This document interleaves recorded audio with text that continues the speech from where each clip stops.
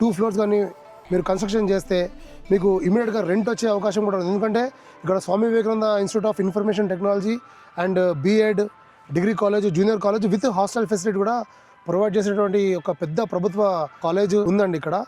And హైవేకి ఇది only 200 metres డిస్టెన్స్లో ఉంది కాబట్టి ఈ ప్రాజెక్ట్కి ఇంకా అంతకంటే పెద్ద హైలైట్ ఉండదండి. నేషనల్ హైవే 44 అంటే కాశ్మీర్ నుంచి కన్యాకుమారి వరకు ఉన్న ఒకే ఒక్క పెద్ద హైవే అండి. మొత్తం టోటల్ ట్రాన్స్పోర్ట్ సిస్టమ్ ఈజీగా ఉండడానికి కాశ్మీర్ టు కన్యాకుమారి వరకు నేషనల్ హైవే 44 తీసుకొచ్చిండు. ఇది ఇండియాలో అన్నిటికంటే పెద్ద హైవే. ఇక్కడ నుంచి మనకు బెంగళూరు బస్సులు కానీ, కర్నూలు, అనంతపూర్ బస్సులు అన్నీ కూడా ఇక్కడ నుంచే పోవడం రావడం జరుగుతుంది. కాబట్టి కనెక్టివిటీ అనేది ప్రసక్తే లేదు ఇంకా దాని గురించి మాట్లాడము.